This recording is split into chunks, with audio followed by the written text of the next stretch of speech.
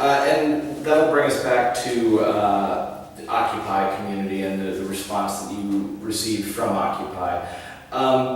With this experience in mind, what have you learned from being placed in this, and what advice would you have for other activists? I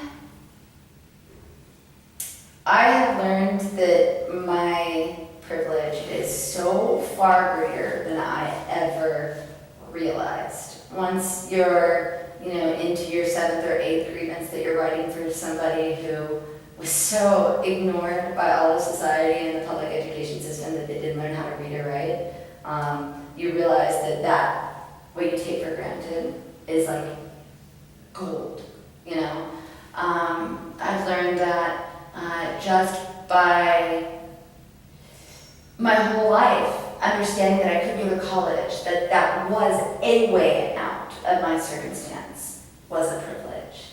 I've learned that growing up in an environment in which I could choose whether or not as a woman to or to not have children in a socialized sense, that I could be a good woman without having children, without being a mother, is a privilege. But by the very fact that I have lawyers and this entire network of occupiers paying attention to things like press being denied to me, or if anything were to happen to me, or if I were to go missing, like women that sometimes get taken out of here under the auspices of going to court and end up talking to the FBI for 12 hours and they completely disappear off the books, that somebody would know and somebody would call and I would know what to do. Like, not talk to the FBI because my lawyer's not present. All of these things are privileges that no matter how much Foucault you read, no matter how much Bourdieu you read, no matter how much Bakunin, etc., like, you can never fully understand, even if from the beginning of your life you came from a trailer park. You can never really grasp how privileged as an individual you are and how much duty and responsibility comes with that as a basic citizen, forget organizer, as a citizen, to uphold those rights for others until you come here. And in that sense, I would say, follow through with your aims, follow through with your conscience as an organizer. It's great to take the streets, it's great to organize, it's great to engage in active civil disobedience in order to protect somebody's home from getting foreclosed on, or to end stop and frisk. But when it comes down to it, follow through. Don't, just because you have the privilege to do so, plea out, stand by your convictions, that what you did was constitutional, or if it wasn't, that it was right, and that more people need to do it. It needs to become commonplace for human beings in this country to react, respond, and protect other human beings in this country, because we're human beings, and that's what we need to do. It needs to become commonplace, and only through that will we be able to shut down the narrative that was sold that day in court, that occupiers are dangerous, disruptive, pseudo-terrorists, liars, people who would say that a man grabbed her breast. Until we make it normal, responsible, and one's duty as an American citizen to stand up for other citizens, that's going to be the narrative. So my advice: jail isn't the worst place that you can be.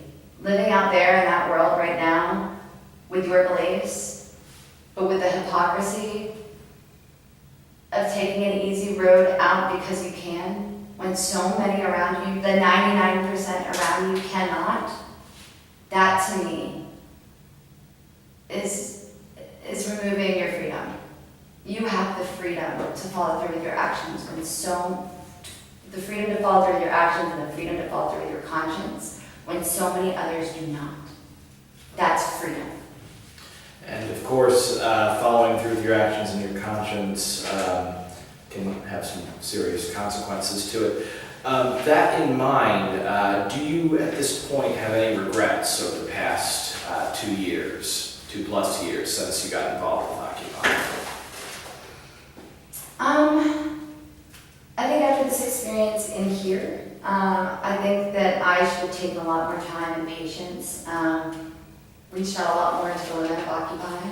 I think that I should have taken some more vacations before I went to court.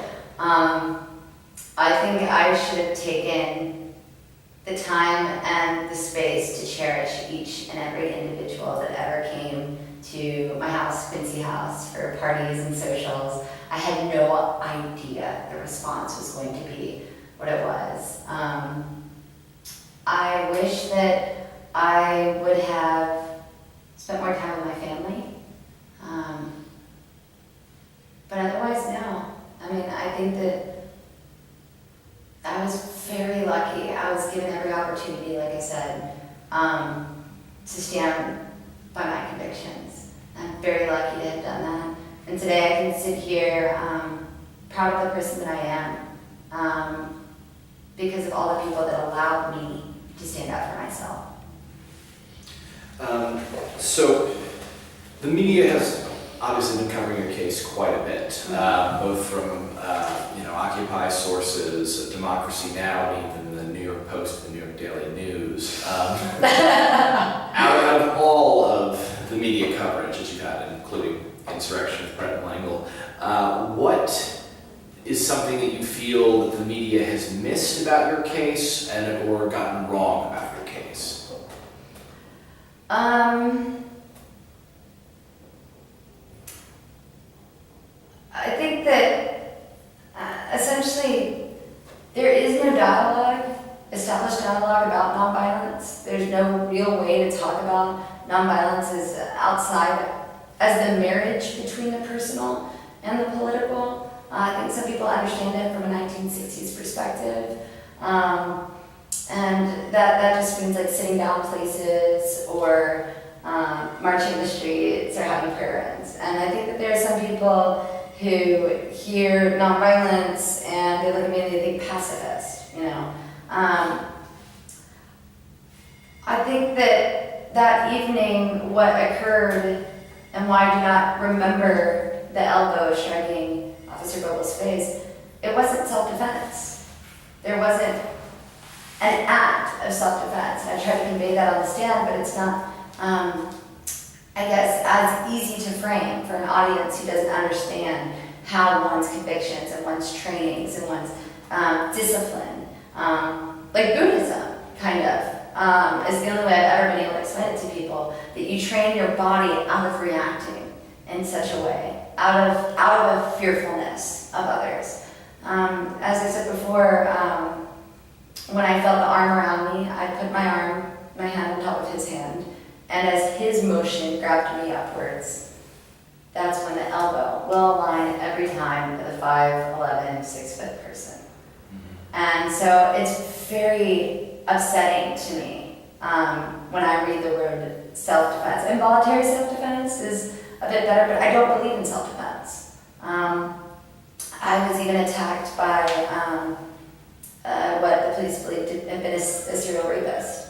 And I haven't talked about that very much, which did make the trial more difficult for me. That was the first and second times I'd ever been sexually assaulted.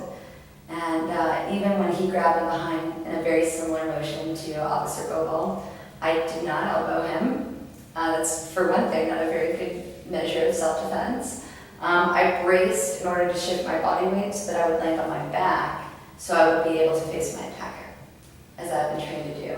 I think otherwise, in the outcome of the case, I'm a little bit dismayed that the press continues to see Occupy-like activity as somehow spontaneous, as somehow just like we're all these like lefty radicals sitting in our little like holes, and then all of a sudden we smell something, we're like, we all come out and swell. Like I really need media to get on the sort of investigative work and dig a little deeper to see that my political collective, had been planning for 9 months prior to the trial court support models. We've been training, we've been learning how to work together as a team.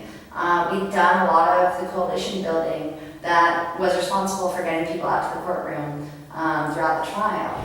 I want the media to recognize that Occupy is not dead, and the reason why this happened, the media attention is not simply because I'm what looks to be an upper-class, white, privileged girl facing horrific time, but because Occupy has massive, really instilled networks now of communication and of working together. And we all have our projects that we're constantly working on in communities to better other people's lives and better our own.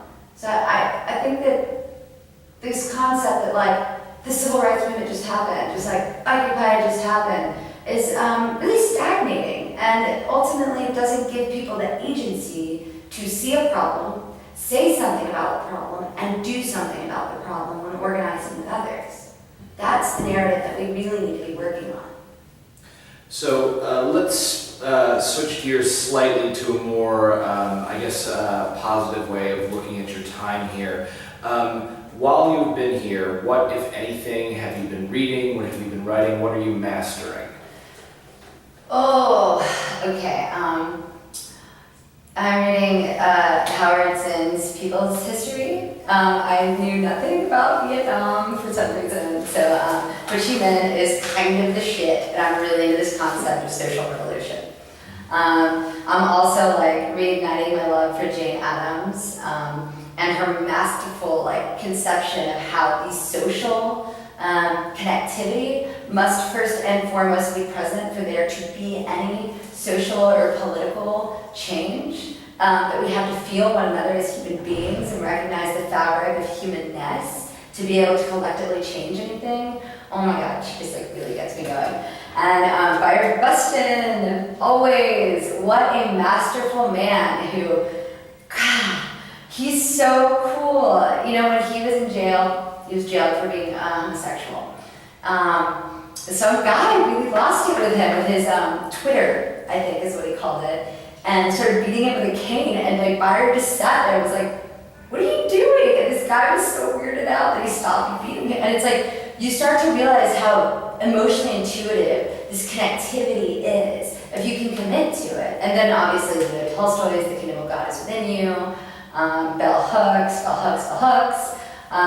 anything Bell Hooks. I mean, just love ethic. She just like filled me with love. I've also been made to read a trashy pornographic novel by my neighborhood because they said that I needed to chill the fuck out.